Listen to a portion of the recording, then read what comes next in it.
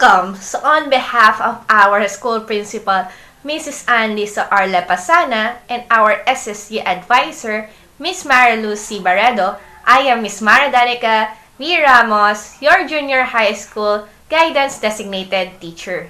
So why are we conducting this webinar? It is based from the Resilience Toolkit given by the Far Eastern University entitled Building Resilience in the Time of Crisis. So what are its objectives? So first, it is to identify steps or ways on how to build the resilience of Filipino adolescents in time of crisis. Second is to impart skills among Filipino adolescents on how to build resilience during crisis. And third is to appreciate the values learned from the steps applied in building resilience in the time of crisis. So we hope that these three objectives are to be embodied in the 10 tools to be demonstrated by our SSG officers. So let's watch and learn. So again, I am Miss Mara Danica V. Ramos, your junior high school guidance designated teacher. We share because we care.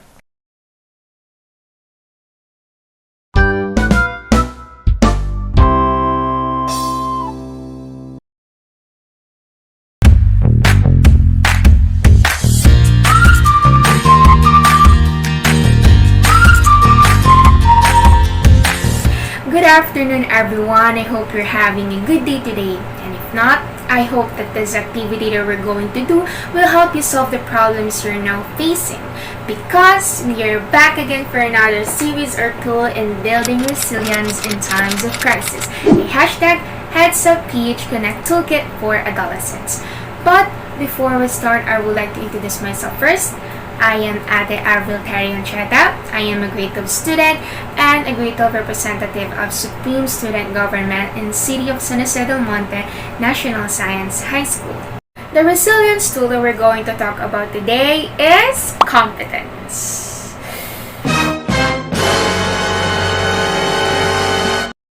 Ayan, so what is competence? Competence, according to Merriam-Webster Dictionary, is the quality or state of being competent. It is the quality or state of having sufficient knowledge, judgment, skills, strength in a particular duty or spec. In simpler words, competence is how we successfully and skillfully overcome and solve certain conflicts or problems that we encounter. Still confused? Let's just think of it in this very simple example situation. For instance, you're hungry and you crave for a wow. Of course, the first thing that you're going to do is to satisfy your hunger.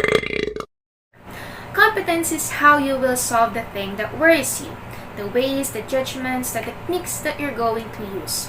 In which store you're going to buy your buko pie, in store A or in store B? Will you buy the large size or the smaller size? Will you eat your buko pie there, dine in, or take out?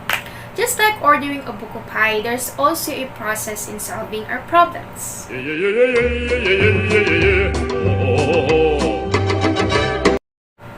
Why obtaining this characteristic is not just so important but also necessary for each one of us, especially nowadays. Because being competent helps us not just to pass through a problem but to come up successfully. It is essential and mostly useful in times when sudden problems emerge and we're not prepared of it. Our competence enables us to use what we have, such as our talents, our skills, our knowledge, etc., to overcome those hindrances. At the end of this lesson, we'll be able to identify, develop, and appreciate the process of solving our problems. Okay, so let's start.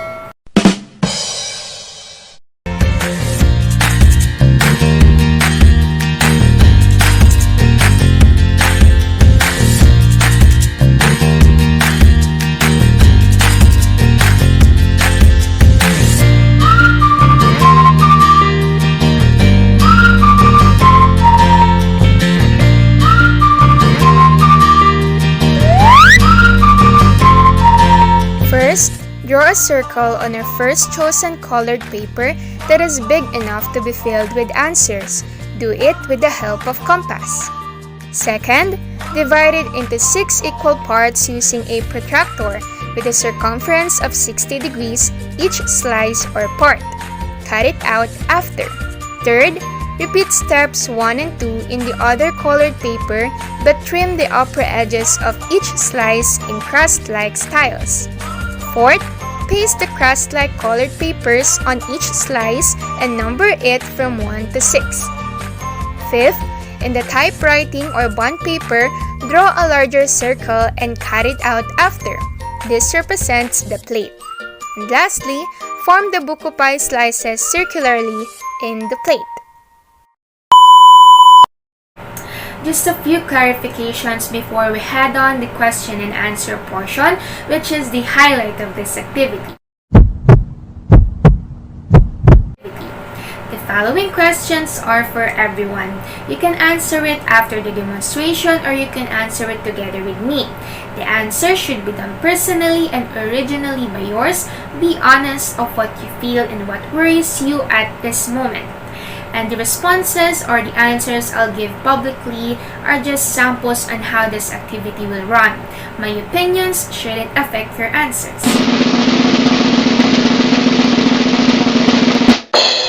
Question number 1. What is our present problems or worries and what solutions can we think of? Now that we're in a pandemic and confined under quarantine, most of us, including me, especially me, are thinking that we've wasted a lot of our time not being productive, exhausted in our daily routines, and stressed for not being able to build plans. And even if we did, and even if we tried, we can't. We're hindered, mostly because of our internal sources, like our very own selves. This is the question I often ask myself before I get up from bed every morning. What will I do to make my time worthwhile? Or how can I make this day productive? Because it's true, when this pandemic happened, I often feel myself finding pleasure in idling and resting, even though I haven't worked on anything yet. And what bothers me more is that I find it hard to stop myself from just chilling while browsing my social accounts and watching movies, even though I have seen my peers and my friends bearing fruitful works while they are at home. I even envied them for staying disciplined. About the solutions, for now I can't think of any solutions yet, and if you feel the same too, it's okay because it's just the first question in the first self-examination, and the next questions will surely help us build options for making the right decisions. Now if you're done answering, you can write it on the first slice, on your first slice of buko pie. Bruh. And place it on your plate. Just like this.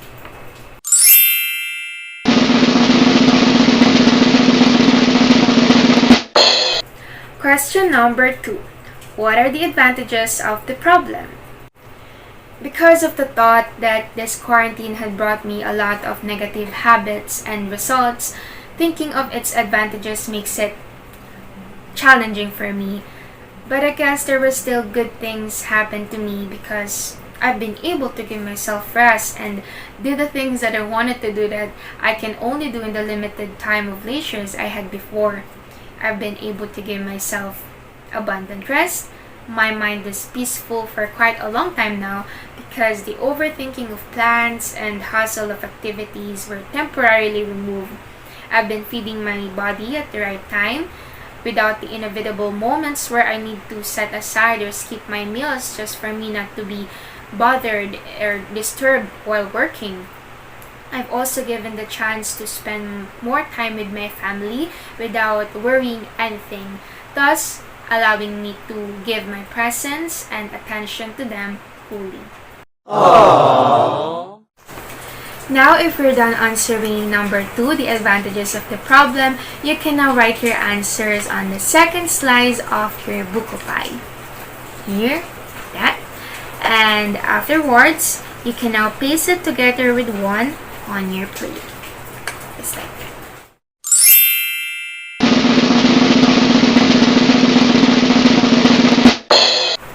Question number 3. What are the disadvantages of the problem? because of the overflowing me time I have, oftentimes I mishandle this by spending it carelessly on the things that brings me no good, making me accomplish nothing worthy, and rather provokes my laziness more. I have built bad habits for myself and even treat my shortcomings as acceptable. Now, if you're done answering number 3, you can now put your answers on the third slide of your Bukupay and paste it together with numbers 1 and 2.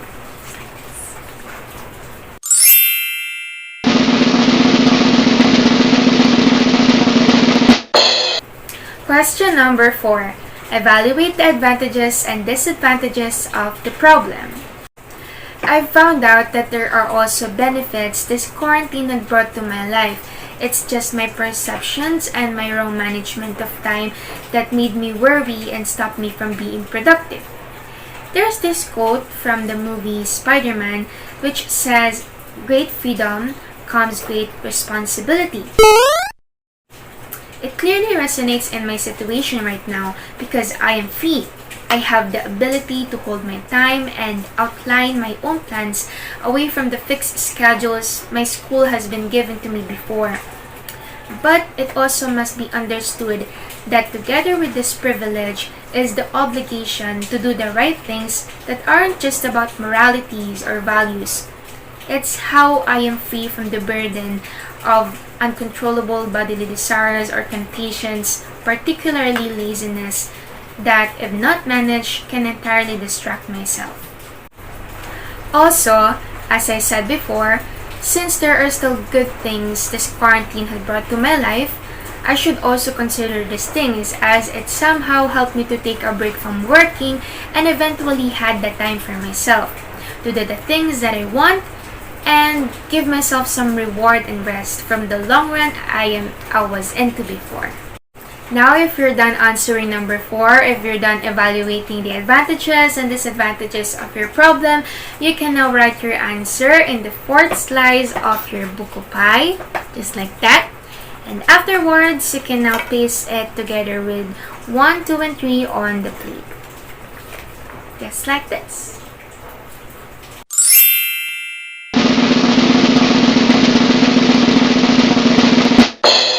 Question number 5. Now that we have evaluated the advantages and disadvantages of the problem, what is our decision?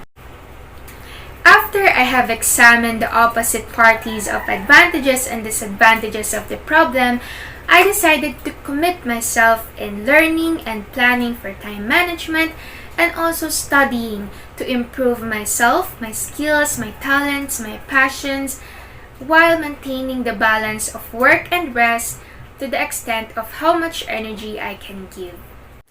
Now, if you already come up with a decision, you can now write your answer in the fifth slice of your Bukupay, and then afterwards, paste it beside 4 on your plate.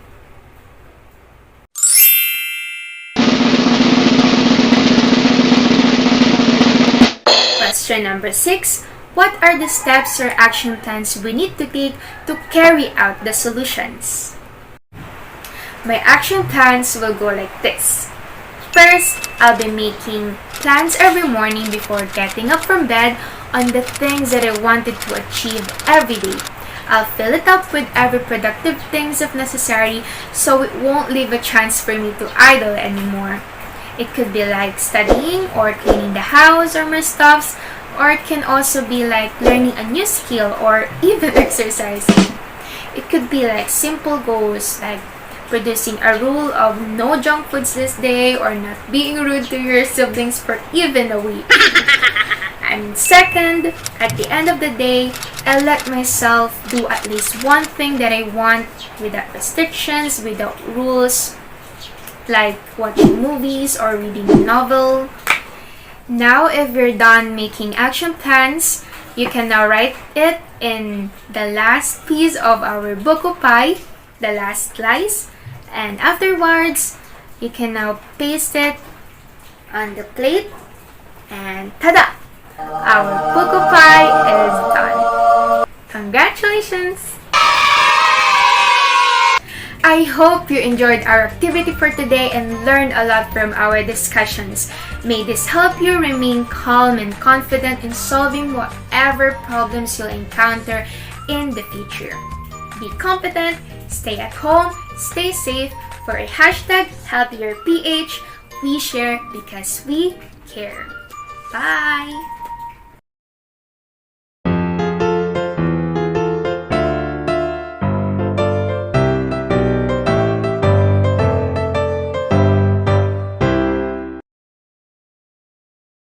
Hi! Let's watch this short video before we proceed to the next topic. Thank you and enjoy!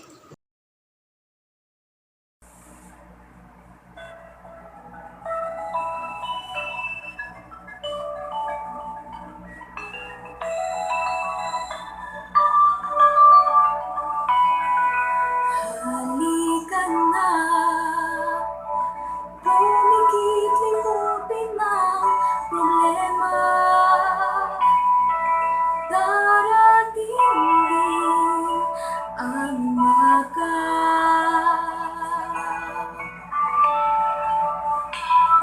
Magpahinga, panaginip ang ikaliligaya. Darating din ang umaga. Basta't tayo'y magkasama, laging mayroong umagang kay ganda.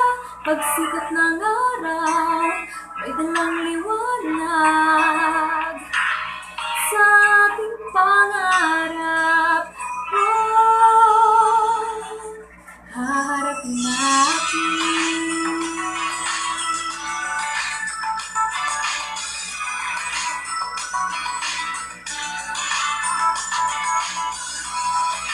Gumising na, araw ng pag-asa'y narito na. Dumating din, haharapin natin. Basta't tayo'y magkasama, laging mayroong umagang kay ganda. Pagsikat ng araw, may dalang liwanag sa ating pangarap. Harapin natin ang sikat ng araw na may dalang liwanag. Wow, wow, wow. Gumising na, araw ng pag-asa'y narito na. Dumating din, haharapin natin. Basta't tayo'y magkasama, laging mayroong umagang kay ganda. Pagsikat ng araw, may dalang liwanag sa ating pangarap. Harapin natin. Harapin natin. Harapin natin.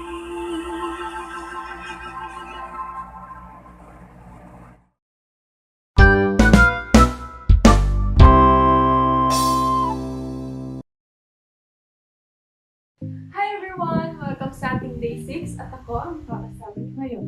By the way, my name is Kyla as Catabui, SSG Peace Officer. Let's go! So our topic for today is all about learning mindfulness.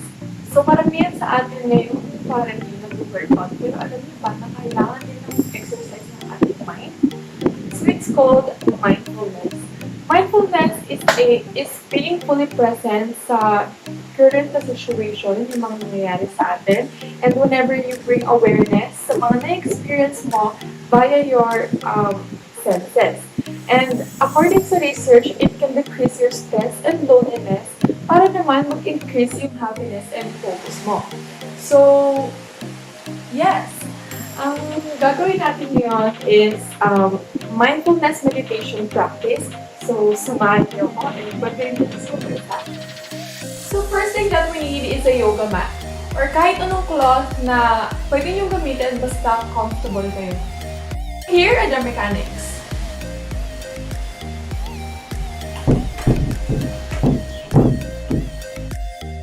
So, ang una, kailangan nating humanap ng quiet and comfortable place and be present at the moment. So, ang una nating gagawin is to breathe in and... First thing that we need to do is to breathe in and breathe out 5 times.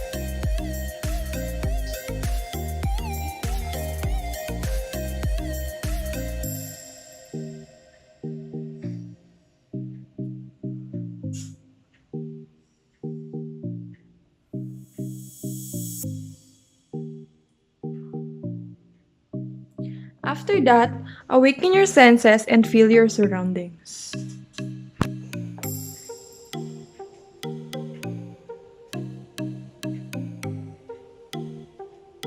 Look around and notice 5 things. Figurines, plant, bag, ring light,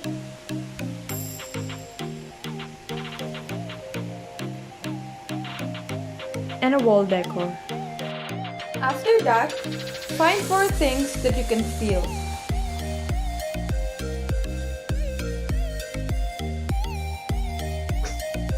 Hard, smooth, rough,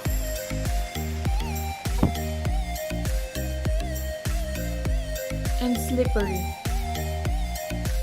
After that, notice 3 sounds around you.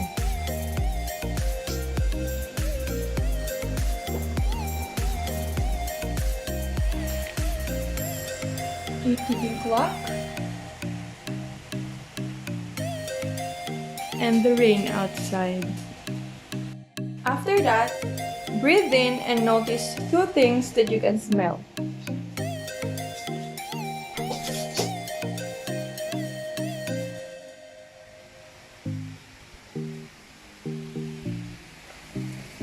And a scented candle. After that,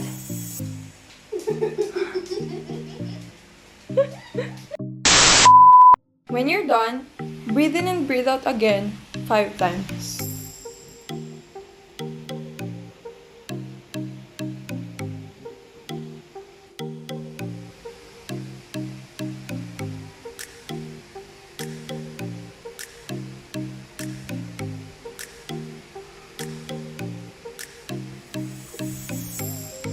That's it! You're done! And that is it for our video. Sana may natutunan nyo at sana ma-apply nyo nito sa pang-araw-araw na buhay nyo. Lalo na ngayong quarantine na dahil sa ating naging anxious sa mga nangyayari ngayon sa pandemic na nararanasan ng Pilipinas at ng buong mundo. And I hope nag-enjoy kayo sa maikling video na to. And on behalf of CSanSci Cares, maraming salamat po sa inyo lahat sa pag-participate at sa panonood ngayon. And gaya nga po ng tagline namin, we share because we care. Yun lang po, and I hope na safe po kayo lahat, and God bless. Goodbye!